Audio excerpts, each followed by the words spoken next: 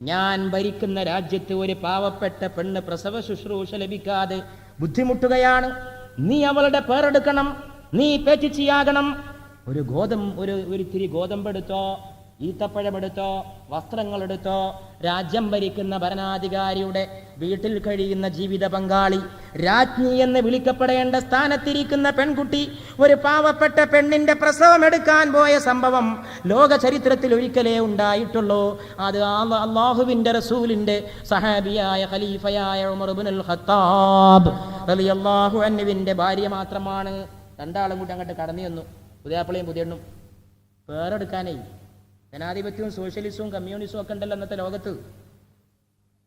ഭരണാധികാരി ഇങ്ങനെ ഇറങ്ങി വരുമ്പോൾ അനുയായികളെ കയ്യിൽ വേലി കെട്ടുന്ന സോഷ്യലിസ്റ്റ് ലോകത്ത് നിന്ന് എല്ലായിടത്തുള്ളൂ. ഇതുണ്ടോ? ഭരണാധികാരിയുടെ ഭാര്യ ഒരു പാവപ്പെട്ട പെൺകുട്ടിയുടെ പ്രസവ ശുശ്രൂഷയ്ക്ക് വരുന്ന ഒരവസ്ഥാവിശേഷം മഹാനായ ഉമർ റളിയല്ലാഹു അൻഹു കടന്നു വന്നുകൊണ്ട് വീട്ടിലേക്ക് നിന്നില്ല, പുറത്തു നിന്നു. മര്യാദ പ്രകാരം സലാം ചൊല്ലി.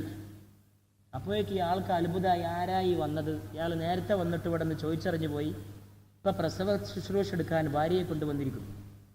ഭാര്യ നേരെ അകത്ത് പോയിട്ട് ആ പാവപ്പെട്ട പെണ്ണിന്റെ പ്രസവ ശുശ്രൂഷ ചെയ്യുന്നു. പ്രസവം നടന്ന പാടെ അകത്ത് നിന്ന് വിളിച്ചു പറയുന്നു, യാ അമീറൽ മുഅ്മിനീൻ, അമീറുൽ മുഅ്മിനീനെ, നിങ്ങളുടെ സ്നേഹിതന് സന്തോഷ വാർത്ത അറിയിക്കുക, അദ്ദേഹത്തിന് ഒരു ആൺകുഞ്ഞ് ജനിച്ചിരിക്കുന്നു. ഇത് കേട്ടപാടെ ഈ വീട്ടുകാരൻ ഞെട്ടിത്തെറിച്ചു. അമീറുൽ മുഅ്മിനീനോ? ഈ നിൽക്കുന്ന മനുഷ്യനോ? ഇതാണോ പേർഷ്യൻ കൊട്ടാരത്തെ വറകൊള്ളിച്ച ഉമർ?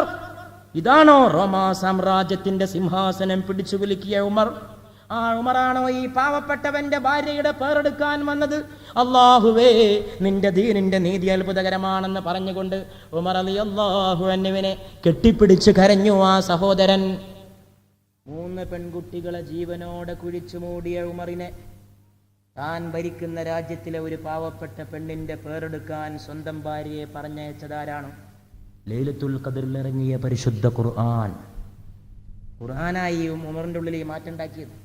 ആ മാറ്റത്തിന് ഇങ്ങനെ ചക്രം തിരിച്ചു കൊടുക്കാൻ ഒരു പൂനിലാവിന്റെ റസൂലും സല്ലല്ലാഹു അലൈഹി വആലിഹി വഅസ്ഹാബിഹി വസല്ലം. അതാണ് ഖുർആന്റെ സ്ഥിതി. ആ ഖുർആൻ ലൈലത്തുൽ ഖദറിൽ അവതീർണമാവുകയാണ്. ജിബ്രീൽ അലൈഹിസ്സലാം ഇറങ്ങി വന്നുകൊണ്ട് ഓതി കേൾപ്പിക്കുന്നു, ഇഖ്റ, വായിക്കുക, റീഡ്. ഇംഗ്ലീഷുകാരൻ ആ വാക്ക് കേട്ടിട്ട് ഞെട്ടിയിട്ടുണ്ട്. വായിക്കുക. ആരോടാ പറയണത്? സാക്ഷരത ഇല്ലാത്തവനോട് വായിക്കാൻ പറഞ്ഞ അത്ഭുതം ലോകത്ത് എവിടെയെങ്കിലും ഉണ്ടായിട്ടുണ്ടാവോ? പ്രവാചക തിരുമേനി അക്ഷരം പഠിക്കാത്ത പ്രവാചകനാണെന്ന് ഖുർആൻ പറയുന്നു. ഹുവല്ലദീ ബഅസ ഫിൽ ഉമ്മയ്യീന റസൂലൻ മിൻഹും യത്ലൂ അലൈഹിം ആയാതിഹി വയുസക്കീഹിം വയുഅല്ലിമുഹുൽ കിതാബ വൽ ഹിക്മ. അല്ലാഹുവാണ് നിരക്ഷരർക്കിടയിൽ നിന്ന് നിരക്ഷരനായ ഒരു പ്രവാചകനെ നിയോഗിച്ചത്. ഖുർആൻ പറയുന്നു റസൂൽ നിരക്ഷരനാണ്. പക്ഷെ ലോക ചരിത്രം കൂടി അംഗീകരിക്കേണ്ടേ റസൂൽ നിരക്ഷരനാണ്? ലോക ചരിത്രം പറയുന്നു റസൂൽ നിരക്ഷരനാണ്. പ്രൊഫസർ ആർണൾഡ് ജോസഫ് ടോയൻബി ലോക പ്രശസ്ത ചരിത്രകാരനാണ്. അദ്ദേഹത്തിന്റെ 10 വാള്യങ്ങൾ വരുന്ന പുസ്തകമുണ്ട്, ദി സ്റ്റഡി ഓഫ് ഹിസ്റ്ററി, ചരിത്രത്തിന്റെ പഠനം. അല്ലാത്ത പുസ്തകമാണ്. മനുഷ്യ സംസ്കാരങ്ങളെ 10-21 സംസ്കാരങ്ങളെ പഠിച്ചിട്ട് വിലയിരുത്തുന്ന ഒരു ഗംഭീരമായ പഠനം, ദി സ്റ്റഡി ഓഫ് ഹിസ്റ്ററി. ആ പുസ്തകത്തിൽ ടോയൻബി പരിശുദ്ധ പ്രവാചകനെ വിളിക്കുന്ന പേരെന്താണെന്നറിയുമോ എന്റെ യുവ സഹോദരങ്ങളെ?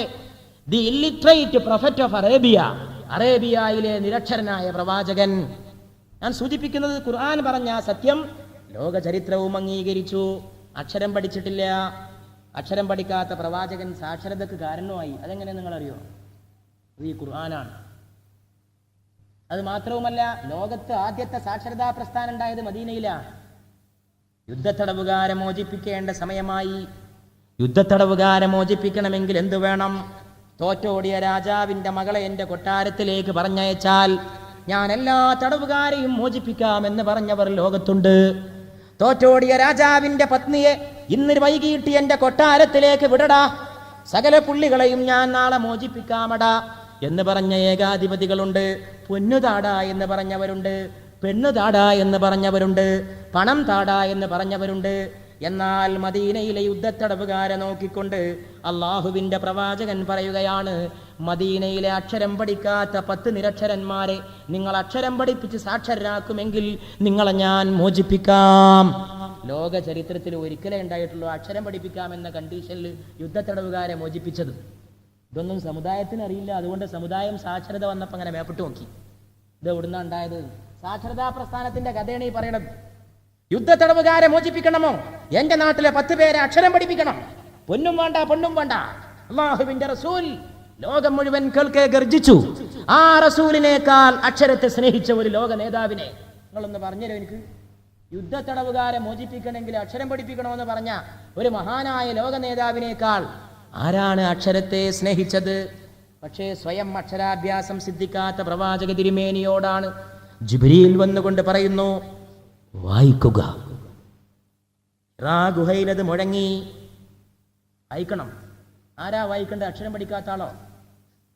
ഉടൻ തന്നെ പ്രവാചകൻ പറഞ്ഞു, അമാ അന ബിഖാരിഇൻ, ഞാൻ വായിക്കാൻ അറിയുന്ന ആളല്ലല്ലോ, എനിക്ക് വായിക്കാൻ അറിയില്ലല്ലോ. ജിബ്രീൽ ആ ശരീരം കൂട്ടിപ്പിടിച്ചമർത്തിക്കൊണ്ട് പറഞ്ഞു, ഇഖ്റ, വായിക്കുക, റീഡ്. മഹാനായ മുഹമ്മദ് അസദ് പരിശുദ്ധ ഖുർആന്റെ ഈ മനോഹരമായ സൂക്തങ്ങൾ ഇംഗ്ലീഷിലേക്ക് പരിഭാഷപ്പെടുത്തിയിരിക്കുന്നത് എന്തൊരു രസമാണ്. അറബിയിൽ ഇങ്ങനെ ഓതുകയും ഇംഗ്ലീഷിൽ ഇതിന്റെ ഉച്ചാരണം കൂടി കേൾക്കുമ്പോൾ മുഹമ്മദ് അസദ് ആദ്യ ഒരു ക്രിസ്ത്യാനിയായിരുന്നു. അദ്ദേഹമാണത് പരിഭാഷപ്പെടുത്തുന്നത്. റീഡ്, വായിക്കുക. റസൂല് പിന്നെയും പറയുന്നു, I am not a reader, ഞാനൊരു വായിക്കാൻ അറിയുന്ന ആളല്ല. നിങ്ങൾ എന്നെ വായിപ്പിക്കാൻ പറഞ്ഞിട്ട് എന്ത് കാര്യം എനിക്കറിയില്ലല്ലോ. ആ പുണ്യമാക്കപ്പെട്ട ശരീരം പിടിച്ചമർത്തിക്കൊണ്ട് ജിബ്രീൽ പറയുന്നു, വായിക്കുക. ഇഖ്റ ബിസ്മി റബ്ബിക്കല്ലദീ ഖലഖ് ഖലഖൽ ഇൻസാന മിൻ അലഖ് ഇഖ്റ വറബ്ബുകൽ അക്രമുല്ലദീ അല്ലമ ബിൽ ഖലം അല്ലമൽ ഇൻസാന മാ ലം യഅലം. വായിക്കുക, നിന്റെ നാഥന്റെ നാമധേയത്തിൽ വായിക്കുക. Read in the name of thy Lord. നിന്റെ നാഥന്റെ നാമധേയത്തിൽ വായിക്കുക. ആദ്യത്തെ വഹയിന്റെ പ്രതിധ്വനി ഹിറാ ഗുഹയുടെ ചുമരുകളിൽ തട്ടി വിളങ്ങി. ലൈലത്തുൽ ഖദറിന്റെ രാവാണ്. ഖദീജ ബീവി കാത്തിരിക്കുകയാണ് പ്രിയപ്പെട്ട ഭർത്താവിനെ. ഖദീജ ബീവി അറിയുന്നുണ്ടോ ഭർത്താവിനെ ലോക നേതാവാക്കാൻ അള്ളാഹു തീരുമാനിക്കുകയാണ്. വെളിച്ചം ഊതിക്കെടുത്താൻ വരുന്നവർക്ക് മുമ്പിൽ ദീപം കത്തിച്ചു വെക്കാൻ തീരുമാനിക്കുകയാണ്. ഇരുട്ടിൻ്റെ കോട്ടക്കൊത്തളങ്ങളെ ജയിച്ചടക്കാൻ തീരുമാനിക്കുകയാണ്. വിളക്കഥ കൊളുത്തി വെക്കുകയാണ്. തൗഹീദിന്റെ പ്രകാശം പരത്തുകയാണ്. ഏകനായ റബ്ബിനെ ആരാധിക്കാൻ, അവനോട് മാത്രം ചോദിക്കാൻ, അവനെ മാത്രം വണങ്ങാൻ, അവനെ മാത്രം വഴങ്ങാൻ, അതാ പ്രഖ്യാപിക്കാൻ ഒടുക്കത്തെ വിപ്ലവം, അന്ത്യസമാനിലെ വിപ്ലവം, ആഖിർസമാനിലെ വിപ്ലവം, പരിവർത്തനത്തിന്റെ പടപ്പാട്ട് അതാ പാടാൻ പോകുന്നു. വിപ്ലവത്തിന്റെ തീപ്പന്തം അതാ കത്താൻ പോകുന്നു.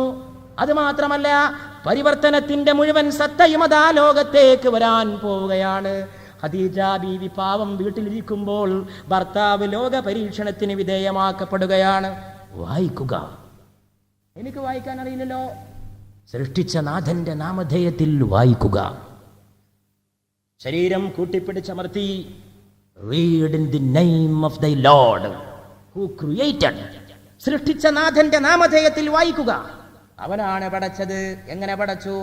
ഖലഖൽ ഇൻസാന മിൻ അലഖ്. അലഖിൽ നിന്ന് അവൻ മനുഷ്യനെ സൃഷ്ടിച്ചു.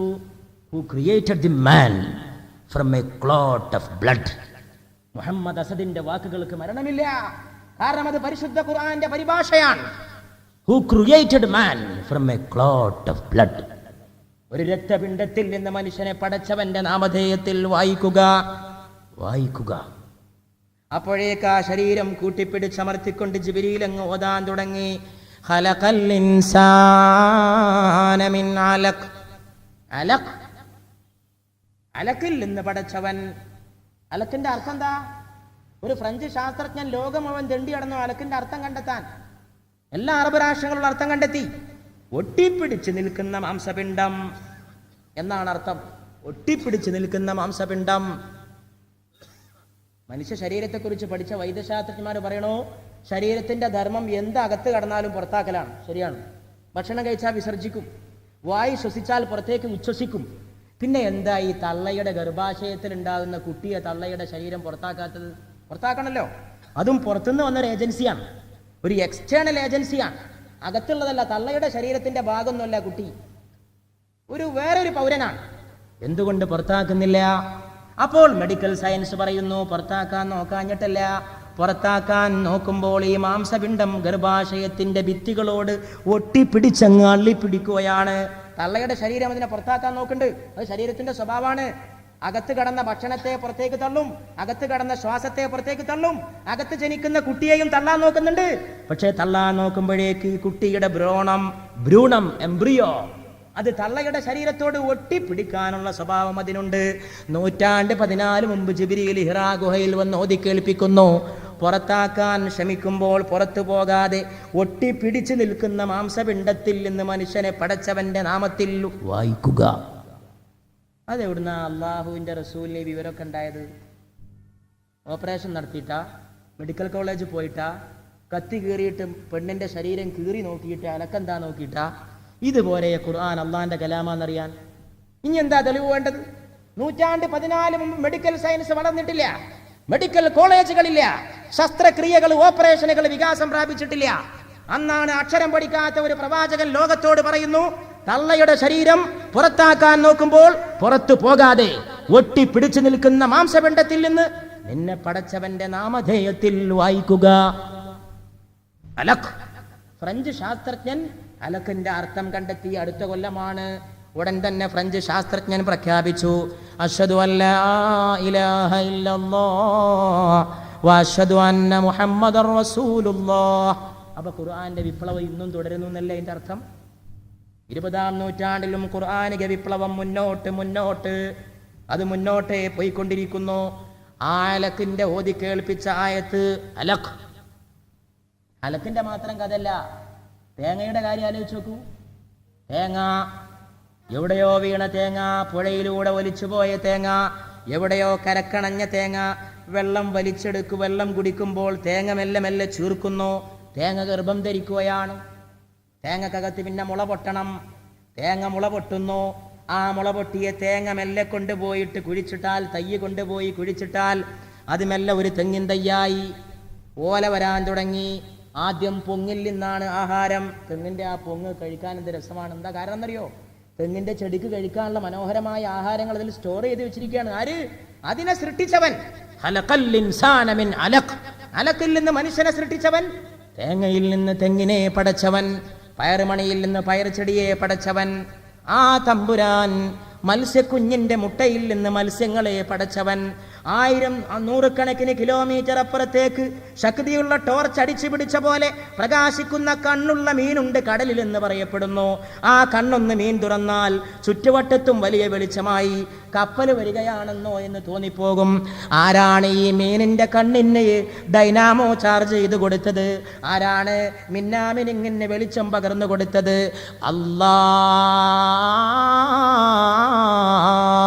ലൈലത്തുൽ ഖദറിൽ നിന്റെ മഹത്വം ഉയർത്തപ്പെടട്ടെ അല്ലാഹ്. അല്ലാഹു സുബ്ഹാനഹു വ തആല അല്ലാഹു അവന്റെ റസൂലിനെ അറിയിക്കുന്നു, ഖലഖൽ ഇൻസാന മിൻ അലക്. വഹിയിന്റെ അനുഭവം കഴിഞ്ഞു. പേടിച്ചരണ്ട പ്രവാചകൻ വീട്ടിലേക്ക് ഓടിയൊളിക്കുന്നു. ആദ്യം കാണുന്നു തന്റെ പ്രിയപ്പെട്ട പത്നി ഖദീജ ബീവി അതാ ഓടിയണയുന്നു. ഖദീജയെ വിളിച്ചുകൊണ്ട് പറയുന്നു, ഖദീജ സമ്മിലൂനി സമ്മിലൂനി സമ്മിലൂനി, എന്നെ പുതപ്പിട്ട് മൂടൂ ഖദീജ, എന്നെ പുതപ്പിട്ട് മൂടൂ ഖദീജ. ഒരനുഭവം ഉണ്ടായി ഖദീജ. ഞാനൊരു രൂപം കണ്ടു ഖദീജ, ഭയപ്പെടുത്തുന്ന രൂപം. അതെന്റെ നേരെ പറന്നു വന്നു. അതെന്നോട് എന്തൊക്കെയോ ഓതി കേൾപ്പിച്ചു. മഹദിയായ ഖദീജ ബീവി എത്രയെത്ര ഭാഗ്യവതിയാണ്. ലോകത്തെ ആദ്യത്തെ മൂമിനത്താകാൻ, ഒടുക്കത്തെ പ്രവാചകന്റെ ആദ്യത്തെ മൂമിനത്താകാൻ ഭാഗ്യമുണ്ടായത് ഈ പെൺ തരുണി മണിക്കാണ്, ഖദീജ ബീവിക്കാണ്. ഖദീജ ബീവി വന്ന് പറയേണ്ട താമസം. ആണുങ്ങളെ കൂട്ടത്തിൽ നിന്ന് ആദ്യം വിശ്വസിച്ച ആട് സിദ്ദീഖുൽ അക്ബറാണ്. പക്ഷെ അതിനു മുമ്പ് പെണ്ണുങ്ങൾ മാർക്ക് കൊണ്ടുപോയി. സിദ്ദീഖിനെ കാണണമെങ്കിൽ റസൂല് വീട്ടിൽ നിന്ന് പുറത്തിറങ്ങണ്ടേ, എന്നിട്ട് പറഞ്ഞു കൊടുക്കണ്ടേ. അതിനു മുമ്പ് വീട്ടിൽ വന്ന പാടെ ഭാര്യ വിശ്വസിച്ചു പോയി. 1ാം നമ്പർ ഫസ്റ്റ് ക്ലാസ് സർട്ടിഫിക്കറ്റ് പെൺവർഗം കൊണ്ടുപോയി. ഇന്നത്തെ പെൺവർഗമല്ല, ലോകത്തെ മഹാൻ മഹദി മണികളുടെ സ്ത്രീവർഗം. ഇന്നത്തെ പെണ്ണുങ്ങൾക്ക് ഖദീജ ബീവിന്റെയും ഫാത്തിമ ബീവിന്റെയും പേര് പറയാനൊന്നും യാതൊരു അവകാശമില്ല. ഭർത്താവിന്റെ കയ്യിൽ നിന്ന് കിട്ടുന്ന ഒരു സ്പ്രേ കുപ്പിയായാൽ ജീവിതമായി എന്ന് വിശ്വസിച്ചിട്ട് എന്ത് പൊങ്ങച്ചവും കാട്ടുന്ന മാപ്പിള പെണ്ണുങ്ങളെ പറ്റി എന്ത് മതിപ്പാ പ്രിയപ്പെട്ടവരെ നിങ്ങൾക്ക് വേണ്ടത്? ഇന്ന് ഈ മാപ്പിള സമുദായം തകരാനുണ്ടായ കാരണം എനിക്ക് സമയമില്ല. സമയമുണ്ടെങ്കിൽ ഞാൻ പറയായിരുന്നു. ആണുങ്ങളെ പങ്ക് 25% 75% പെണ്ണുങ്ങളുടെ പങ്ക് എന്ന് ഞാൻ പറയും. അത് വല്ല ചെറുപ്പക്കാരും റിസർച്ച് നടത്താൻ പറ്റുമെങ്കിൽ നല്ലൊരു വിഷയമാണ്. കുറച്ച് കാലമായിട്ട് മാപ്പിള പെണ്ണുങ്ങൾക്ക് സംഭവിച്ചിട്ടുള്ള സാമൂഹിക മാറ്റം, വല്ല യൂണിവേഴ്സിറ്റിയിലും പോയിട്ട് റിസർച്ച് നടത്തിയാൽ ഒരു PhD കിട്ടും, ഒരു ഡോക്ടറേറ്റ്. കുറച്ച് കാലമായിട്ട് പെണ്ണുങ്ങൾക്ക് സംഭവിച്ചുകൊണ്ടിരിക്കുന്ന മാറ്റം, ക്രൈസ്തവ പെണ്ണുങ്ങൾക്ക് ഉണ്ടായ മാറ്റത്തെ പറ്റി ദക്ഷിണ കേരളത്തിൽ ഒരു ചെറുപ്പക്കാരൻ റിസർച്ച് നടത്തിയിട്ടുണ്ട് കാലിക്കറ്റ് യൂണിവേഴ്സിറ്റിയിൽ. അയാൾക്ക് ഡോക്ടറേറ്റും കിട്ടിയിട്ടുണ്ട്. മുസ്ലിം പെണ്ണുങ്ങളെ പറ്റി ആരെങ്കിലും പഠിക്കാൻ വരികയാണെങ്കിൽ നല്ല കാര്യമാണ്. ഒരുപാട് കാര്യങ്ങൾ പുറത്തുകൊണ്ടുവരാൻ സാധിക്കും. ബാക്കിയൊന്നും പറയണ്ട. ചില കുടുംബങ്ങളിലൊക്കെ നടക്കുന്ന സ്ഥിതി, ഗൾഫ് കുടുംബങ്ങളിൽ നടക്കുന്ന സ്ഥിതി, ആണുങ്ങൾ ഗൾഫിലായ വീടുകളിലെ പെണ്ണുങ്ങളുടെ ദുഷിച്ച ആചാരങ്ങൾ, കണ്ടമാനമുള്ള നിയന്ത്രണം വിട്ട പെരുമാറ്റങ്ങൾ, അവരുടെ സ്വഭാവചര്യകൾ, അവരുടെ ഗർഭത്തിലും അവരുടെ മാറിടത്തിലും അവരുടെ മടിയിലും പറക്കുന്ന മക്കൾ നേരെയാവുമോ? പെണ്ണ് നേരായിട്ട് വേണ്ടേ മക്കൾ നേരെയാവാൻ? മക്കൾ നേരായിട്ട് വേണ്ടേ കുടുംബം നേരെയാവാൻ? അതുകൊണ്ട് നിങ്ങൾക്ക് കുടുംബം നന്നാക്കണമെന്നുണ്ടോ, സമൂഹം നന്നാക്കണമെന്നുണ്ടോ, ആദ്യം പോയിട്ട് പെണ്ണിനെ നന്നാക്കുക. പെണ്ണ് നന്നായാലേ നാട് നന്നാവും. പെണ്ണിന്റെ കയ്യിലാണ് എല്ലാം കിടക്കണം. ഒരാണ് വിചാരിച്ചാൽ ഒരാണേ നേരെയാവുള്ളൂ. ഒരു പെണ്ണ് വിചാരിച്ചാൽ ഒരു നാട് നന്നാക്കാം, ഒരു സമൂഹം നന്നാക്കാം. വീട്ടിലിങ്ങനെ കിടക്കല്ലേ സിനിമാ മാസിക. ആണുങ്ങളല്ല അതിൻ്റെ ഒന്നും വായനക്കാര്. ഏറ്റവും കൂടുതൽ ഇന്ന് വായിക്കുന്നത് പെണ്ണുങ്ങളാണ്. ഏറ്റവും കൂടുതൽ പെണ്ണുങ്ങളെ കൊണ്ടാണ് കേരളത്തിലെ മഹാപ്രസിദ്ധീകരണം നിലനിൽക്കുന്നതെന്ന് ഞാൻ പറഞ്ഞാൽ നിങ്ങൾക്ക് അത്ഭുതം തോന്നുമോ? എന്നാ എഴുതി വെച്ചോളി. ഏറ്റവും കൂടുതൽ മഹാപ്രസിദ്ധീകരണത്തിന്റെ വായനക്കാർ കേരളത്തിൽ സ്ത്രീകളാണ്. അതിൽ നല്ല ഒരു ശതമാനം മാപ്പിള സ്ത്രീകളാണ്. പറയാൻ ലജ്ജ ഉണ്ടെങ്കിലും ഞാൻ സത്യം തുറന്നു പറയുന്ന ആളായതുകൊണ്ട് പറയാണ്, ഇന്ത്യയിൽ പുതിയ സെൻസസ് പ്രകാരം ഏറ്റവും കൂടുതൽ വേശ്യകൾ മുസ്ലിം സമുദായത്തിലാണ്. അറിഞ്ഞിരുന്നോളി, സെൻസസാണ്, പുതിയ ജനസംഖ്യാ കണക്ക് പ്രകാരം. എന്താ അതൊക്കെ സംഭവിച്ചത്? അതാ പറയണത്, അത് പറയണ്ട. അതുകൊണ്ട് പ്രിയപ്പെട്ടവരെ, ഖദീജ ബീവിയെ ഓർക്കുക. സയ്യിദത്തുനാ ഖദീജത്തുൽ കുബ്റാ റളിയല്ലാഹു തആല അൻഹാ ഖദീജ ബീവിയുടെ അടുക്കലേക്കാണ് ഓടി വന്നിട്ട് പറയുന്നത്, എൻ്റെ അടുക്കലേക്ക് ഇങ്ങനെ ഒരു മലക്ക് വന്നു. ഉടൻ തന്നെ ഖദീജ പറഞ്ഞു, അങ്ങനെയൊക്കെ ഉണ്ടായോ? ഞാൻ വിശ്വസിക്കുന്നു. നിങ്ങൾക്കുണ്ടായ അനുഭവത്തിൽ ഞാൻ വിശ്വസിക്കുന്നു. അള്ളാഹു നിങ്ങളെ കൈയൊഴിക്കൂല.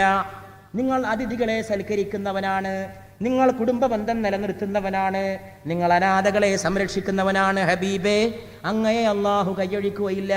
ഖദീജ ബീവി പുതപ്പിട്ട് കൊടുക്കുന്നു, തൻ്റെ പ്രിയപ്പെട്ട ഭർത്താവിനെ പുതപ്പിച്ച് കിടത്തുന്നു.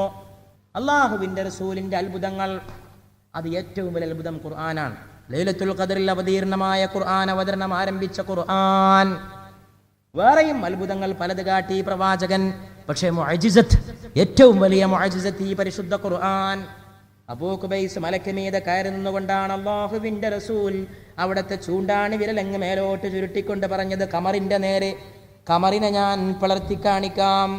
ചന്ദ്രൻ പിളരുകയാണ്. അള്ളാഹുവിൻ്റെ ഹബീബായ നബി കയ്യിൻ്റെ വിരലങ്ങ് ചൂണ്ടിക്കാട്ടിയപ്പോൾ ചന്ദ്രൻ 2 പിളർപ്പായി മാറി നിന്നു. അബൂ ഖുബൈസ് മലക്ക് മീതയതാ ചന്ദ്രൻ 2 പിളർപ്പായി മാറി നിന്നു. നിങ്ങളും ഞാനും കാണുന്ന ഇതേ അമ്പിളി, ഇതേ ചന്ദ്രൻ, ശവ്വാലിന് തിളങ്ങുന്ന ചന്ദ്രൻ, റമദാനിന് തിളങ്ങുന്ന ചന്ദ്രൻ, ഇപ്പൊ സുബഹിയുടെ സമയമാകുമ്പോൾ ഇന്ന് രാവിലെ നാളെ രാവിലെ ഉദിക്കാൻ പോകുന്ന ചന്ദ്രൻ, ഇൻഷാ അല്ലാഹ്, ആ ചന്ദ്രനെ അങ്ങ് പിളർത്തി നിർത്തി അല്ലാഹുവിൻ്റെ റസൂൽ. 2 പിളർപ്പും മാറി അങ്ങ് നിന്നുവെന്ന് സഹീഹ് ബുഖാരിയിൽ ഉദ്ധരിക്കുന്ന ഒരു ഹദീത്തിൽ രേഖപ്പെട്ട് കിടക്കുന്നു. പിന്നെ റസൂൽ അങ്ങ് പറഞ്ഞപ്പോഴേക്ക് 2 പിളർപ്പും പോയി കൂടി പൂർണ്ണചന്ദ്രൻ പൂർവ്വരൂപത്തിൽ നിൽക്കുകയാണ്. കോഴിക്കോട് കൊടുങ്ങല്ലൂരിലെ ചേരമാൻ പെരുമാൾ ചക്രവർത്തി രാത്രി സമയത്ത് കൊട്ടാരത്തിൽ നിന്ന് പുറത്തിറങ്ങി കാറ്റുകൊണ്ട് ഉലാത്തുമ്പോൾ അബൂ ഖുബൈസ് മലക്ക് മീതെ കണ്ട ആ ചന്ദ്രന്റെ പിളർപ്പ് കൊടുങ്ങല്ലൂരിൽ നിന്നുകൊണ്ട് ചേരമാൻ പെരുമാൾ കാണുകയാണ്. പെരുമാൾ തീരുമാനിക്കുന്നു ഇതൊന്നറിയാൻ. പെരുമാൾ പുറപ്പെടുന്നു മക്കയിലേക്ക്. പെരുമാൾ അങ്ങ് കടന്നു ചെല്ലുന്നു, അള്ളാഹുവിൻ്റെ റസൂലിൻ്റെ അടുത്ത് ചെല്ലുന്നു.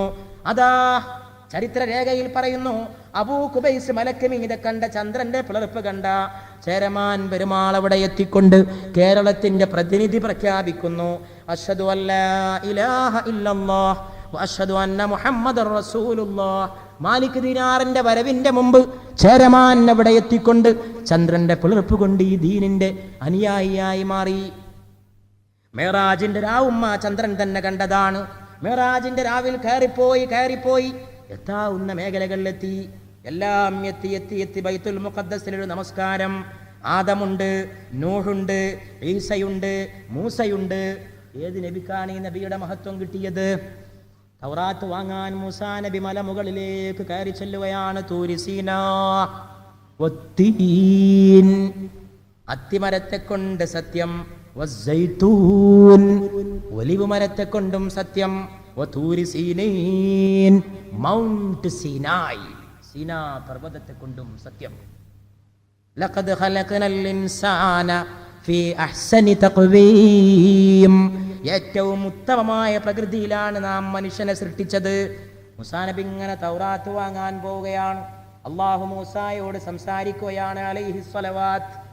ആ മൂസാ നബി ചെന്ന് കയറി. അല്ലാഹു സംസാരിക്കുന്ന മൂസ ആദ്യത്തെ വർത്താനം എന്താണെന്നറിയാം? മൂസാ നബിയോട് ഖുർആൻ പറയാണ്, ഫഖലഅന അലൈക്, രണ്ട് ചെരുപ്പും നീക്കുക മൂസ. അള്ളാഹിനോട് വർത്താനം പറയുമ്പോൾ മൂസാ നബിന്റെ കാലുമ ചെരുപ്പ് പാടില്ല. മിഅ്റാജിന്റെ രാവിൽ അല്ലാഹുവിന്റെ റസൂല് കയറിപ്പോയി സിദ്റത്തുൽ മുന്തഹ, മുഖറബായ മലക്ക് ജിബ്രീൽ അലൈഹിസ്സലാം പറയുന്നു, റസൂലേ ഇനി അങ്ങ് പോകണം, ഇനി അങ്ങ് ഒറ്റക്ക് പോകണം. ജിബ്രീലേ, നിങ്ങൾ എൻ്റെ കൂടെ വരുന്നില്ലേ?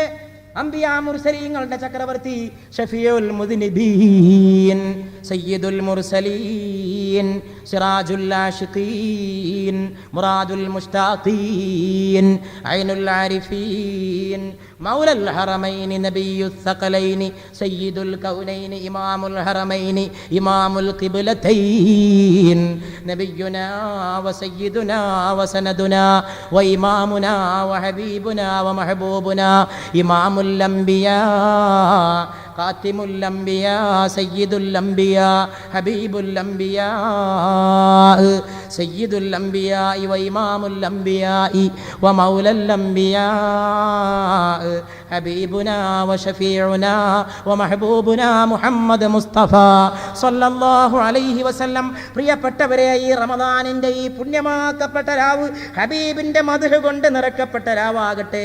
പറയേണ്ട മദ്ഹ് ഹബീബിന്റെ മദ്ഹാണ്. വേറെ ആരെപ്പറ്റി പറയാൻ, വേറെ ആരെപ്പറ്റി പാടാൻ? റൗളാ ശരീഫിൽ മുത്തുമണി കിടക്കുമ്പോൾ ഈ പാറപ്പുറത്ത് നിങ്ങൾ ചൊല്ലിയ സ്വലാത്ത് മലക്കുകൾ അങ്ങനെ കൊണ്ടുവന്നെത്തിക്കുകയാണ്. റസൂല് പറയുന്നു, നിങ്ങൾ എവിടെ നിന്ന് എനിക്ക് സ്വലാത്ത് ചൊല്ലിയാലും അള്ളാഹു എൻ്റെ അടുക്കലത് കൊണ്ടുവന്നെത്തിച്ചു തരും. ഞാൻ ഉടൻ തന്നെ നിങ്ങൾക്കതിന് മടക്കം സ്വലാത്ത് ചൊല്ലും. സലാമാണ് ചൊല്ലിയതെങ്കിൽ അവിടെ വെച്ച് ഞാൻ നിങ്ങൾക്ക് സലാം മടക്കും. ഹബീബിന് വേണ്ടി ഈ പുണ്യമാക്കപ്പെട്ട രാവിൽ നാം ചൊല്ലുന്ന സ്വലാത്ത് റൗദയിലേക്ക് പ്രവഹിക്കുകയാണ്. ഹബീബദാ മിഅ്റാജിന്റെ രാവിൽ ചെന്നുകൊണ്ട് ചോദിക്കുന്നു, ജിബ്രീലേ, നിങ്ങൾ എൻ്റെ കൂടെ വരുന്നില്ലയോ? ജിബ്രീൽ പറയുന്നു, ഇനിയുള്ള ദിക്കിലേക്ക് വരാൻ എനിക്ക് അനുവാദമില്ല, ഒരു കാലടി പോലും എടുത്തു വെക്കാൻ ജിബ്രീലിന് അനുവാദമില്ല. നിങ്ങൾ പോകണം, ഒറ്റക്ക് പോകണം. നിങ്ങൾ നിങ്ങളുടെ റബ്ബിനെ കാണണം. നിങ്ങളുടെ റബ്ബ് നിങ്ങളെ കാത്തിരിക്കുന്നു. സാഹിബ ഖാബ ഖൗസൈൻ, നബി അങ്ങോട്ട് കടന്നു ചെല്ലുകയാണ്. ചെരുപ്പ് ധരിച്ച പ്രവാചകൻ അല്ലാഹുവോട് സംസാരിക്കുന്നു. മൂസാ നബിക്ക് അള്ളാഹിനോട് വർത്താനം പറഞ്ഞ ഈ ഖുർആൻ പറയാണ്, ഫഖലഅന അലൈക്, രണ്ട് ചെരുപ്പും എടുത്ത് നീക്കുക മൂസ. എന്നോട് സംസാരിക്കുമ്പോൾ മൂസാ നബിയുടെ പാദരക്ഷകളോ, മൂസാ നിന്റെ കാലിൽ ചെരുപ്പോ? സംസാരിക്കുന്നത് എന്നോടാണ്, ചെരുപ്പ് നീക്കുക. പക്ഷേ ഇതെന്റെ ഹബീബാണ്, ഹബീബിന്റെ കാലിൽ ചെരുപ്പുകൾ കിടക്കട്ടെ. ഇതിനെക്കുറിച്ച് ഓർത്തിട്ടൊരു ഹബീബ്, റസൂലുള്ളാഹിനെ സ്നേഹിച്ചു പോയ ഒരു ആഷിഖ് പാടുകയാണ്, അലാ റഅസി ഹാദൽ കൗനി നഅലു മുഹമ്മദി അലത് ജമീഉൽ ഖൽഖി തഹത ളിലാലിഹാ അലത്തു ലദത്തൂറി മൂസാ നൂദിയ ഇഖ്ലഅ വഅഹ്മദു അലൽ ഖുർബി ലം യുമർ ബി ഖൽഇനി ആലിഹി. തൂരി സീനാ മലയിലെത്തിയപ്പോൾ മൂസയെ വിളിച്ചുകൊണ്ട് അല്ലാഹു പറഞ്ഞു, ഇഖ്ലഅ, ചെരുപ്പ് നീക്കുക. അലൽ ഖുർബി, അടുപ്പത്തിലെത്തിയപ്പോഴും അള്ളാന്റെ റസൂലിനോട് ചെരുപ്പ് നീക്കാൻ പറഞ്ഞില്ല. അതുകൊണ്ടത് സാധാരണ ചെരുപ്പല്ല. അലാ റഅസി ഹാദൽ കൗനി, അത് ഈ പ്രപഞ്ചത്തിന്റെ തലമേൽ വെക്കേണ്ട ചെരുപ്പാണ്. അലാ റഅസി ഹാദൽ കൗൻ, അത് ഈ പ്രപഞ്ചത്തിന്റെ അണ്ടകടാഹത്തിന്റെ ശിരസിൽ കൊണ്ടുപോയി അണിയിച്ചു വെക്കേണ്ട ചെരുപ്പാണ്. അലാ റഅസി ഹാദൽ കൗനി നാലു മുഹമ്മദി, മുഹമ്മദിന്റെ ചെരുപ്പ് ഈ അണ്ടകടാഹത്തിന്റെ തലയിൽ കൊണ്ടുപോയി വെക്കേണ്ട ധരിക്കേണ്ട ചെരുപ്പാണ്. അലത്ത് ജമീഉൽ ഖൽഖി തഹ്ത ളിലാലിഹാ, അതിൻ്റെ തണലിൽ മുഴുവൻ സൃഷ്ടികളും പോയി ഉയർന്നു നിൽക്കുകയാണ്. ആ ചെരുപ്പിൻ്റെ തണലിലാണ് മിറാജിൻ്റെ രാവിൽ ചെരുപ്പ് ധരിച്ചുകൊണ്ട് റസൂലുള്ളാഹിയുമായി സംഭാഷണം നടത്തിക്കൊണ്ടുവന്നു. സമ്മാന പൊതിയുമായി വന്നു, 5 വക്ത് നമസ്കാരവുമായി വന്നു. പെട്ടി നമ്മുടെ കയ്യിലേൽപ്പിച്ചു, അമാനത്ത് നമ്മുടെ കയ്യിലേൽപ്പിച്ചു. പക്ഷേ മുസൽമാന് സമയമില്ല. അവൻ ഹബീബിനെ മറന്നുപോയി. അവന് കള്ള് ഷാപ്പിലേക്ക് ഓടണം, അവന് വിദേശ മദ്യം കഴിക്കണം, അവന് സഞ്ചിയുമായി കൊണ്ടുപോയി സ്വകാര്യമായി കുപ്പി കൊണ്ടുവരണം, അവന് പോയി റൂം എടുക്കണം, അവന് പോയി മതിക്കണം, അവന് പോയി രമിക്കണം, അവന് പോയി രസിക്കണം. പക്ഷേ സഹോദര, ഒരു ദിവസമില്ലേ യാത്ര പറയാൻ പോകുന്ന ദിവസം, ആഖിറത്തിന്റെ ദിവസം. അള്ളാഹുവിനെ ഭയപ്പെടുകയാണെങ്കിൽ അതെത്ര നല്ല കാര്യമാണ്. 3 കണ്ണുകളെ നരകം ബാധിക്കുകയില്ലെന്ന് അള്ളാഹുവിന്റെ റസൂല് പറഞ്ഞു. 3 കണ്ണുകളെ നരകം ബാധിക്കുകയില്ല. 1 അള്ളാഹുവിനെ ഓർത്ത് കരഞ്ഞ കണ്ണാണ്. 2 രാത്രി ഉളക്കമിറച്ചിരുന്ന് നമസ്കരിച്ചവന്റെ കണ്ണാണ്. 3 ഹറാമിയത്തിലേക്ക് നോക്കാത്ത കണ്ണാണ്. 3 കണ്ണുകളെ നരകം ബാധിക്കൂല. ആ 3 കണ്ണിന്റെ കോലം എന്തെന്നറിയുമോ? ഒരു കുട്ടി ഒരു ദിവസം ഇരുന്ന് പൊട്ടിക്കരയുന്നത് കണ്ടു ഒരാള്. പോയി ചോദിച്ചു, എന്തിനാ മോനെ നീ കരയുന്നത്? കുട്ടി പറഞ്ഞു, നരകത്തിൽ വിറകാണ് മനുഷ്യനെന്ന് പറയുന്നു, നരകത്തിലെ വിറക് മനുഷ്യനാണെന്ന് പറയുന്നു. വലിയ വിറകിൻ്റെ കൊള്ളി വെച്ച് കൊണ്ടുപോയി കൊടുക്കുമ്പോൾ ഇടക്കിടക്ക് ചെറിയ കൊള്ളി വെക്കേണ്ടി വരില്ലേ? ചെറിയ കുട്ടികളായി ഞങ്ങളാകില്ലേ? ഞാനെന്ന കൊച്ചു കൊള്ളി വലിയ കൊള്ളികൾക്കിടയിൽ തിരികെ വെക്കുമോ എന്ന് ഭയപ്പെട്ടുകൊണ്ട് ഞാൻ പൊട്ടിക്കരയുകയാണെന്ന് പറഞ്ഞ ഒരു ഓമന മകൻ്റെ ഖൗഫ്. ആ ഖൗഫാണ് ഔലിയാക്കൾക്കുണ്ടായിരുന്നത്. ഇബ്രാഹിം ഇബ്നു അദ്ഹം എന്ന വലിയ വീട്ടിൽ നിന്ന് ഇറങ്ങിപ്പോയതും പരിമ്പടം പുതച്ചതും അതുകൊണ്ടാണ്. ബൽഖയിലെ ഇബ്രാഹിം അദ്ഹം റളിയല്ലാഹ് 18 രാജ്യം വിട്ടവർ കരിമ്പടം പുതച്ചിടുന്നേ. കരിമ്പടം പുതക്കുകയാണ്. കരിമ്പടം പുതച്ച ചക്രവർത്തിയായി ബൽഖയിലെ ഇബ്രാഹിം ഇബ്നു അദ്ഹം. ഒരു ദിവസം വേട്ടക്ക് പോയിട്ട് ഇബ്രാഹിം ഇബ്നു അദ്ഹം ഇങ്ങനെ തിരിച്ചു വന്നിരിക്കുകയാണ്. പെട്ടെന്നുണ്ട് മണിയറയിലേക്ക് കടന്നു നോക്കുമ്പോൾ മനോഹരമായ പട്ടിമെത്തയിൽ ഇബ്രാഹിം ഇബ്നു അദ്ഹം രാജാവ്, ചക്രവർത്തി കിടക്കേണ്ട പട്ടിമെത്തയിൽ വേലക്കാരി പെണ്ണ് കിടന്നുറങ്ങുകയാണ്. ഇബ്രാഹിം ഇബ്നു അദ്ഹം എന്ന ചക്രവർത്തി ഞെട്ടിത്തെറിച്ചു പോയി, കോപം കൊണ്ട് ഗർജിച്ചു പോയി. അദ്ദേഹം ചോദിച്ചു, എണീക്കടി, ആര് പറഞ്ഞു എൻ്റെ പട്ടിമെത്തയിൽ ഉറങ്ങാൻ? കരണക്കുറ്റിക്കൊരൊറ്റ അടി അങ്ങോട്ട് കൊടുത്തു. ആ പെണ്ണൊരൊറ്റ ചിരി. ഇബ്രാഹിമിന് അത് അത്ഭുതപ്പെട്ടുപോയി. കരണക്കുറ്റി കടിച്ചിട്ട് നീ ചിരിക്കുകയോ? എന്താ നീ എന്നോട് ചിരിക്കാൻ? പെണ്ണ് പറഞ്ഞു, ഒരു ഏതാനും നിമിഷം ഈ മെത്തയിൽ കിടന്ന എനിക്ക് ഒരടിയാണ് കിട്ടിയതെങ്കിൽ എല്ലാ രാവും പകലും ഇതിൽ കിടക്കുന്ന നിങ്ങൾക്ക് നാളെ എത്ര അടി കിട്ടുമെന്ന് ആലോചിച്ച് ചിരിച്ചതാണ്. മരിച്ചു പോണ്ട നിങ്ങൾക്ക്? വേലക്കാരി പെണ്ണിൻ്റെ വേദാന്തം കേട്ടുകൊണ്ട് ഇബ്രാഹിം ഇബ്നു അദ്ഹം താടിക്ക് കൈവച്ചിരുന്നു പോയി. പെണ്ണേ, നീ എന്തൊരു ബുദ്ധിയാണ് എന്നെ ഉപദേശിച്ചത്. അവിടെ നിന്നതാ ബൽഖയിലെ ഇബ്രാഹിം അദ്ഹം റളിയല്ലാഹ് 18 രാജ്യം വിട്ടവർ. 18 രാജ്യം വിട്ടുകളയുകയാണ്. എനിക്ക് വേണ്ട ഭരണം, വേണ്ട സിംഹാസനം, വേണ്ട ചെങ്കോല്, വേണ്ട മണിമെത്ത, വേണ്ട മണിയറ, വേണ്ട ഖജനാവ്, വേണ്ട രാജ്ഞിമാര്, വേണ്ട തരുണീമണികൾ, വേണ്ട വെഞ്ചാമരം വീശണ്ട തോഴിമാര്, വേണ്ട തോഴന്മാര്, വേണ്ട അംഗരക്ഷകന്മാര്, വേണ്ട പട്ടാളക്കാര്, വേണ്ട സൈന്യബലം, വേണ്ട സംഖ്യാബലം, വേണ്ട സമ്പദ് ബലം, വേണ്ട. എന്ത് മതി? കരിമ്പടം പുതച്ചിടുന്നേ. സൂഫിയായി കരിമ്പടം പുതച്ചു, കാട്ടിലേക്ക് യാത്രയായി. അല്ലാഹുവിനെ ഓർത്തു. സുബ്ഹാനല്ലാഹ് വൽഹംദുലില്ലാഹ് വലാ ഇലാഹ ഇല്ലല്ലാഹു അല്ലാഹു അക്ബർ. അങ്ങനെ എത്ര ഔലിയാക്കൾ വലിയന്റെ കണ്ണതുകൊണ്ടാണ്, ഖൗഫ് കൊണ്ടത് കണ്ണായി തീർന്നു. മഹാനായ സയ്യിദി വ ഇമാമി الإمام الرباني القطب الصمداني الشيخ السبحاني العارف الرحماني مجمع الأسرار والمعاني منبع الأسرار النوراني شيخنا شيخ الإسلام والمسلمين إمامنا إمام العارفين والمحققين شيخنا وسيدنا وسندنا وغوثنا ومددنا الشيخ أحمد الفاروقي الحنفي അൻ-നഖ്ശബന്ദി സർഹിന്ദി ഖദ്ദസല്ലാഹു സിർറഹുൽ അസീസ്. ഹിജ്റ 2,000 മുജദ്ദിദായി നിയോഗിച്ച ഹസ്രത്ത് മുജദ്ദിദ് അൽ-ഫതാനി ഏതൊരു മഹാനുഭാവന്റെ നാമധേയത്തിലാണോ എൻ്റെ സഹോദരങ്ങൾ സഹായിച്ച ഈ സഹായധനത്തിന്റെ സദഖ ചെന്നിട്ട് ഏതൊരു മസ്ജിദിൽ ചെന്നുവോ ആ മസ്ജിദിന്റെ പേര് കൊണ്ട് അലങ്കരിക്കപ്പെട്ട മുജദ്ദിദ് ഖദ്ദസല്ലാഹു സിർറഹുൽ അസീസ് ജഹാംഗീർ പഠിപ്പിക്കുകയാണ്, എൻ്റെ മുമ്പിൽ വരുന്നവർക്ക് സുജൂദ് ചെയ്യണം. അക്ബറാണ് ആചാരം ഇന്ത്യയിൽ ആദ്യമായി കൊണ്ടുവന്നത്. ആര് വരുന്നവരും എൻ്റെ മുമ്പിൽ സുജൂദിൽ വീഴണം, സജദേ തഅസീമിൽ വീഴണം. ജഹാംഗീറും അത് നടപ്പിലാക്കി. മുജദ്ദിദ് പ്രഖ്യാപിച്ചു, ഞാൻ സുജൂദിൽ ചെയ്യൂല. ഭരണാധികാരികൾ തെറ്റും തോന്നിയാസവും ചെയ്യുമ്പോൾ ഭരണാധികാരികളെ സോപ്പടിക്കൽ ഇസ്ലാമല്ല. ഒരു അറബ് ഭരണാധികാരി പള്ളിക്കുമ്പിൽ കള്ളുഷാപ്പ് ഉണ്ടാക്കുമ്പോൾ നല്ല കാര്യം എന്ന് പോയി പ്രസംഗിച്ചിട്ട് മൂപ്പരെ സോപ്പടിക്കലല്ല ദീനുൽ ഇസ്ലാം, അത് തെറ്റാണ് എന്ന് കയ്യിന്റെ വിരല് മുഖത്തേക്ക് ചൂണ്ടിയിട്ട് പറയലാണ്. അതാണ് അള്ളാഹുവിന്റെ ദീൻ.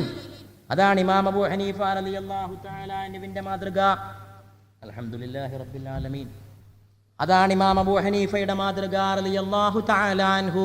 ഇമാം അബൂ ഹനീഫയെ വിളിച്ചുകൊണ്ട് അബ്ബാസിയ രാജാവ് പറഞ്ഞു, നിങ്ങളെ ഞാൻ എൻ്റെ രാജ്യത്തിന്റെ ചീഫ് ജസ്റ്റിസ്, മുഖ്യ ഖാദിൽ ഖുലാത്ത് ആക്കാൻ തീർച്ചപ്പെടുത്തിയിരിക്കുന്നു ഇമാം അബൂ ഹനീഫ. ലോകത്തിലെ ഏറ്റവും കൂടുതൽ മുസ്ലിങ്ങൾ ഉൾക്കൊള്ളിട്ടുണ്ട് ഹനഫി മദ്ഹബിന്റെ ഇമാം പറഞ്ഞു, നിന്റെ ഭരണകൂടത്തിന്റെ തെറ്റുകൾ നീ തിരുത്താത്ത കാലത്തോളം നിന്റെ ചീഫ് ജസ്റ്റിസ് സ്ഥാനം ഞാൻ ചവറ്റുകൊട്ടയിലേക്ക് വലിച്ചെറിയുന്നു. ഭരണാധികാരികളോട് മഹാന്മാർ സ്വീകരിച്ച രീതി അതാണ്. ഷാഫി മദ്ഹബിന്റെ ഇമാം ഷാഫി റഹിമഹുല്ലാഹ് ഭരണകൂടവുമായി മല്ലിട്ടുകൊണ്ടാണ് ജീവിച്ചത്. ഇമാം മാലിക് റളിയല്ലാഹു അൻഹു മർവാൻ ചക്രവർത്തിയുടെ മുഖത്ത് നോക്കിക്കൊണ്ട് അദ്ദേഹത്തെ വെല്ലുവിളിച്ചു, സംസാരിച്ചു, ശാസിച്ചു. ഇമാം അഹ്മദ് ഇബ്നു ഹംബൽ റളിയല്ലാഹു അൻഹു അബ്ബാസിയ ഗവൺമെന്റിന്റെ ജയിലിൽ പോയി കിടക്കുകയും ചെയ്തു. ഇവിടെ ഇതാ മുജദ്ദിദിന്റെ ഉദാഹരണം. മുജദ്ദിദിനെ വിളിച്ചുകൊണ്ട് ജഹാംഗീർ പറഞ്ഞു, എൻ്റെ മുമ്പിൽ സുജൂദിൽ വീഴണം. മുജദ്ദിദ് പറഞ്ഞു, എൻ്റെ തല അല്ലാഹുവിൻ്റെ മുമ്പിലല്ലാതെ ആരുടെ മുമ്പിലും ഈ അഹമ്മദിന്റെ തല കുനിയൂല. ജഹാംഗീർ പറഞ്ഞു, അങ്ങനെ ഒരാളുണ്ടെങ്കിൽ എനിക്കൊന്ന് കാണണം, പിടിച്ചു കൊണ്ടുവരുമെന്ന് പറഞ്ഞു. ചങ്ങല കിട്ടിട്ട് മുജദ്ദിദിനെ കൊണ്ടുവന്ന് നിർത്തി, സുജൂദിൽ വീഴടാ. ഉമർ ഫാറൂഖിന്റെ പൗത്രൻ, ഫാറൂഖിയൻ ചോര തന്റെ ശരീരത്തിലൂടെ ഒഴുക്കിയ മുജദ്ദിദ് അൽ ഫതാനി. ഇങ്ങനെ ഒരാൾ എൻ്റെ സമുദായത്തിൽ ജനിക്കുമെന്ന് റസൂൽ നേരത്തെ പറഞ്ഞിട്ടുണ്ടായിരുന്നു. സയകൂനു ഫീ ഉമ്മത്തി റജുലുൻ യുഖാലു ലഹു സില യദ്ഖുലുൽ ജന്നത ബിശഫാഅതിഹി കദാ വകദാ. ഇങ്ങനെ ഒരാൾ എൻ്റെ സമുദായത്തിൽ ജനിക്കും. അല്ലാഹുവിന്റെ റസൂൽ ജംഉൽ ജവാമിയിൽ ഇമാം സുയൂത്തി റഹിമഹുല്ലാഹ് ഉദ്ധരിക്കുന്ന ഹദീസിൽ പറയുന്നു, അങ്ങനെ പ്രവചന പ്രകാരം ജനിച്ച മുജദ്ദിദ് വന്നുകൊണ്ട് ജഹാംഗീറിന്റെ മുമ്പിൽ വന്നുകൊണ്ട് പറഞ്ഞു, ഞാൻ സുജൂദിൽ ചെയ്യൂല, അള്ളാഹുവിന്റെ മുമ്പിലല്ലാതെ ഞാൻ സുജൂദ് ചെയ്യൂല. നിർബന്ധമാണോ? ജഹാംഗീർ ചോദിച്ചു. സുജൂദ് ചെയ്യൂല നിർബന്ധമാണോ? ഞാൻ സുജൂദ് ചെയ്യൂല, എന്റെ തല ഈ പ്രപഞ്ചത്തെ പടച്ച റബ്ബിന്റെ മുമ്പിലല്ലാതെ ഒരു ഭരണാധികാരിയുടെ മുമ്പിലും കുനിയൂല. ഹസ്രത്ത് മുജദ്ദിദിന്റെ പ്രഖ്യാപനം ഡൽഹി സിംഹാസനത്തെ ഉലച്ചുകൊണ്ട്, ഡൽഹിയുടെ സാമ്രാജ്യത്തിന്റെ കോട്ടകളെ ഉലച്ചുകൊണ്ട്, ഡൽഹിയിലെ മുഴുവൻ ചെങ്കോലുകളെയും വിറപ്പിച്ചുകൊണ്ട് അല്ലാഹുവിന്റെ റസൂലിന്റെ വലിയ പ്രഖ്യാപിച്ചു, ഞാൻ ശിരസ് കുനിക്കൂല, എങ്കിൽ ജയിലിൽ പോയി കിടക്കണം. 2 കൊല്ലമാണ് മുജദ്ദിദ് അൽ ഫതാനി ഗാളിയോറിലെ ജയിലിൽ കിടന്നത്. ചക്രവർത്തിക്ക് മുമ്പിൽ സുജൂദ് ചെയ്യാഞ്ഞിട്ട്. അപ്പൊ രാജാക്കന്മാരെ സോപ്പടിക്കൽ ദീനുൽ ഇസ്ലാം അല്ല എന്നാണ് ഞാൻ പറഞ്ഞത്. ചെയ്യുന്ന തെറ്റ് ചൂണ്ടിക്കാണിക്കലാണ് ദീനുൽ ഇസ്ലാം.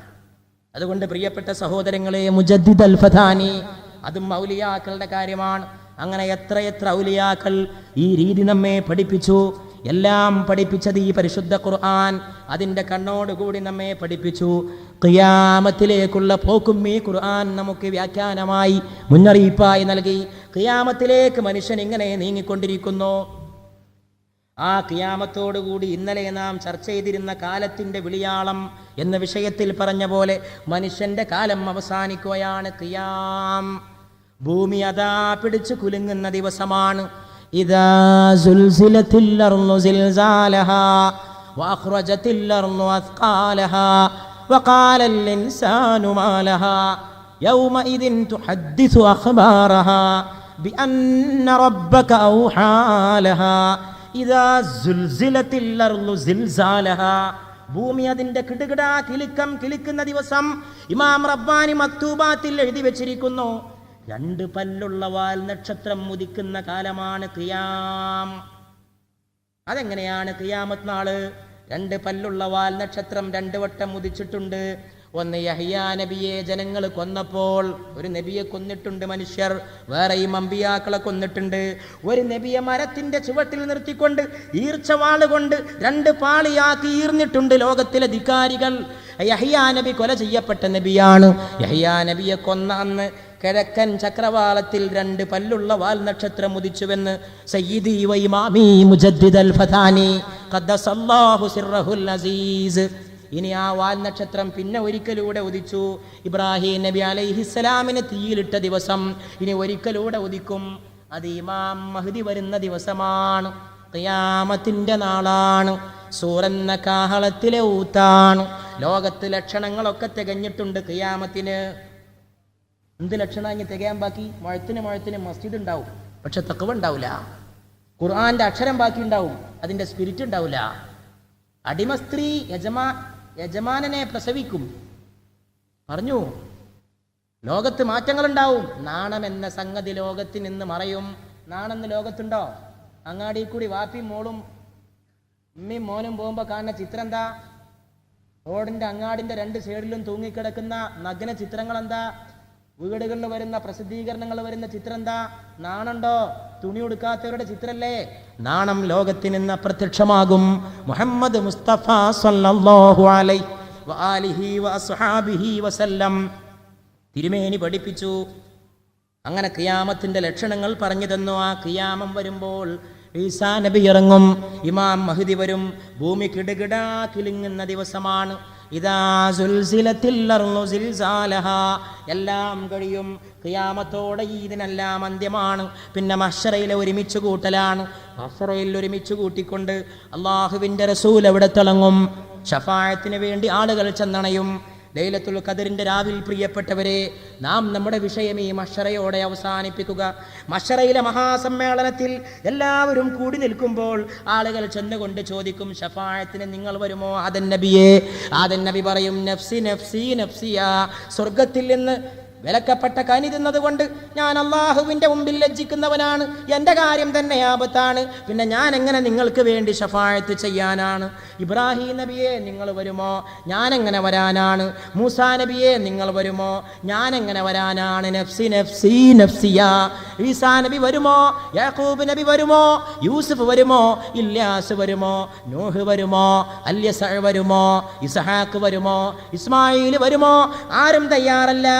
അപ്പോഴതാ പൂർണ്ണചന്ദ്രൻ ഉദിച്ചു വരികയാണ്. എല്ലാ അമ്പിയാക്കളും നഫ്സി നഫ്സി എന്ന് പറയുമ്പോൾ മഹ്ശറയിൽ നിന്നതാ സ്വർണ്ണനാദം മുഴങ്ങുന്നു, സ്വർഗീയ നാദം മുഴങ്ങുന്നു. ഉമ്മത്തിയാ ഉമ്മത്തിയാ ഉമ്മത്തി, എൻ്റെ സമുദായമേ, എൻ്റെ സമുദായമേ, എൻ്റെ സമുദായമേ. ഏത് സമുദായം? കള്ളു കുടിക്കുന്നവന്റെ സമുദായമോ? വ്യഭിചരിക്കുന്നവന്റെ സമുദായമോ? റമദാനെ പുച്ഛിക്കുന്നവന്റെ സമുദായമോ? അള്ളാഹുവിനെ നിഷേധിക്കുന്നവന്റെ സമുദായമോ? ചതിക്കുന്നവന്റെ സമുദായമോ? കൊള്ള ചെയ്യുന്നവന്റെ സമുദായമോ? ക്രൂരകൃത്യങ്ങൾ ചെയ്യുന്നവന്റെ സമുദായമോ? ഉമ്മത്തിയ ഉമ്മത്തിയ ഉമ്മത്തി, എൻ്റെ സമുദായമേ. കയ്യിൽ കണക്ക് കിട്ടുന്നു, പുസ്തകം കയ്യിൽ കിട്ടാൻ പോവാണ്, പരീക്ഷയ്ക്ക് വേണ്ടി നിർത്തിയിരിക്കുകയാണ്, ടെസ്റ്റ് നടക്കാൻ പോവാണ്. അള്ളാഹു അതാ 2 ശഫാഅത്തുണ്ട്.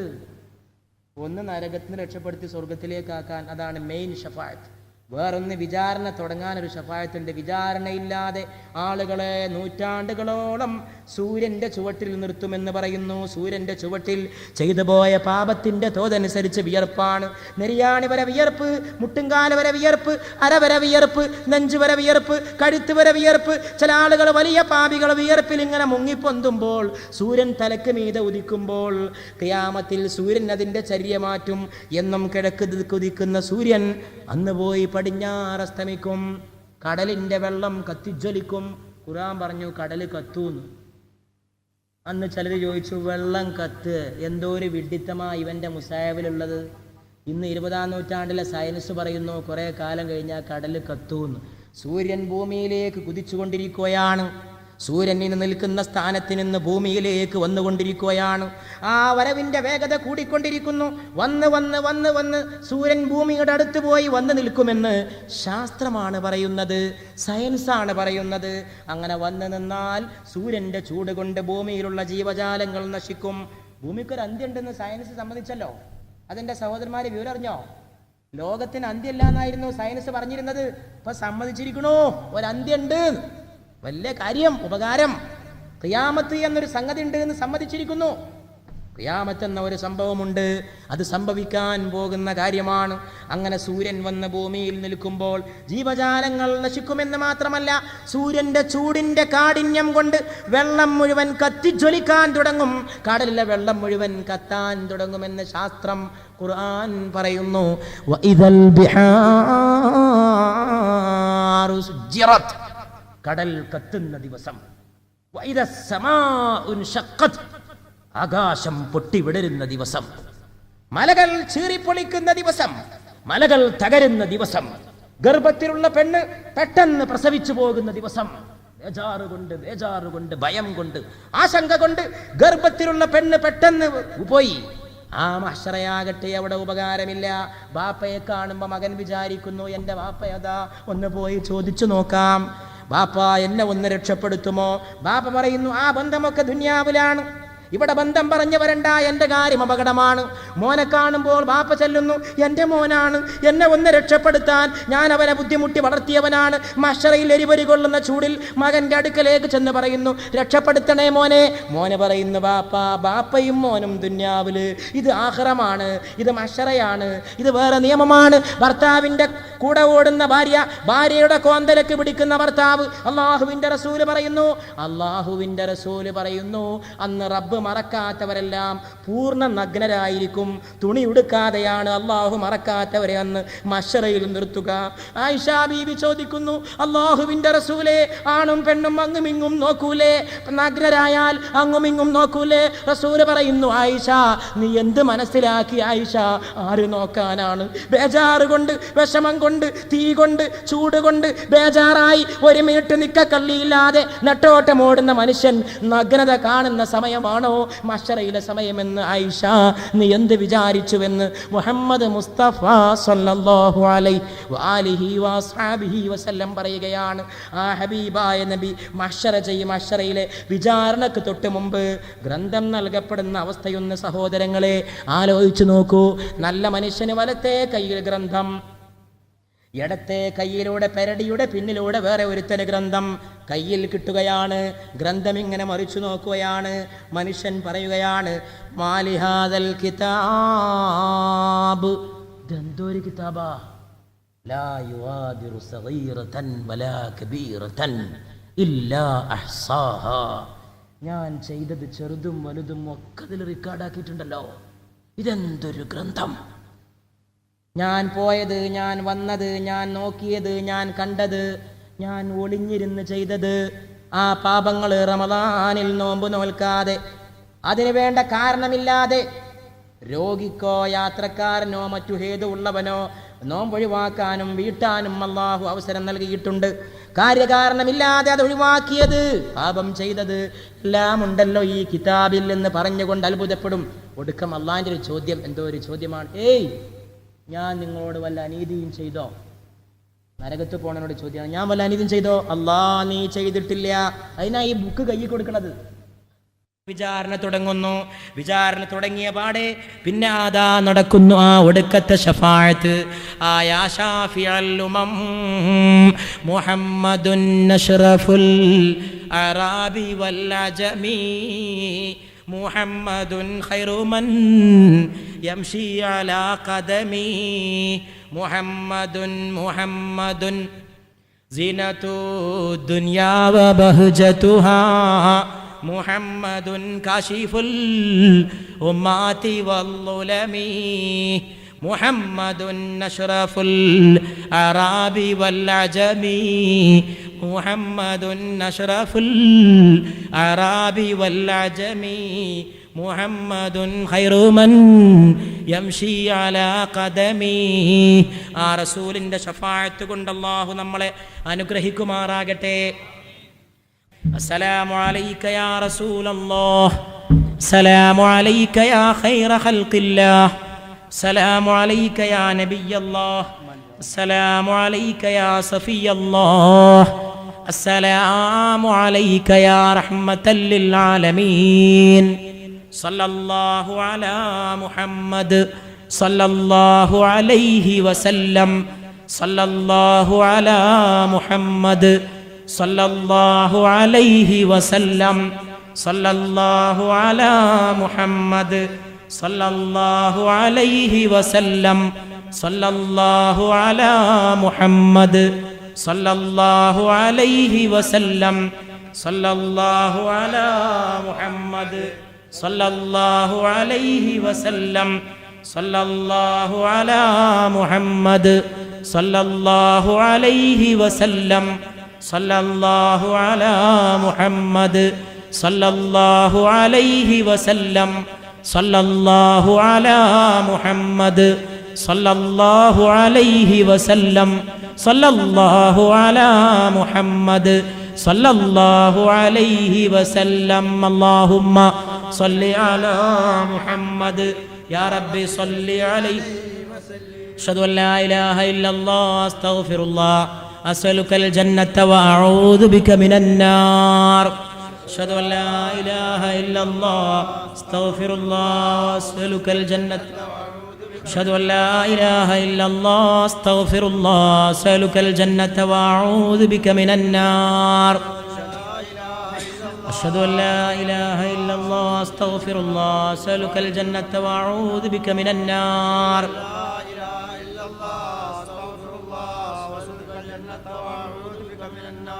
എൻ്റെ കൂടെ ചൊല്ലാൻ മതി സഹോദരന്മാരെ. اللهم ارحمني يا أرحم الراحمين. اللهم ارحمني يا أرحم الراحمين. اللهم ارحمني يا أرحم الراحمين. اللهم ارحمني يا أرحم الراحمين. اللهم اغفر ذنوبني يا غافر المذنبين. اللهم اغفر ذنوبني يا غافر المذنبين. اللهم اغفر ذنوبني يا غافر المذنبين. اللهم إنك عفو تحب العفو فاعف عني. اللهم إنك عفو تحب العفو فاعف عني. اللهم إنك عفو تحب العفو فاعف عني. اللهم اعتقنا من النار وادخلنا الجنة يا رب العالمين. اللهم اعتقنا من النار وادخلنا الجنة يا رب العالمين. اللهم اعتقنا من النار وادخلنا الجنة رب العالمين. اللهم اعتقنا ووالدينا من النار وادخلنا وادخلهم الجنة واعذنا واعذهم من النار يا رب العالمين. السلام عليكم ورحمة الله وآخر دعوانا الحمد لله رب العالمين. എൻ്റെ എല്ലാ സഹോദരങ്ങൾക്കും എൻ്റെ ഹൃദയം നിറഞ്ഞ നന്ദി. നിങ്ങളൊക്കെ എനിക്ക് വേണ്ടി ദുആ ചെയ്യണം എന്ന് വീണ്ടും അനുസ്മരിപ്പിച്ചുകൊണ്ട് വാക്കുകൾ അവസാനിപ്പിക്കും.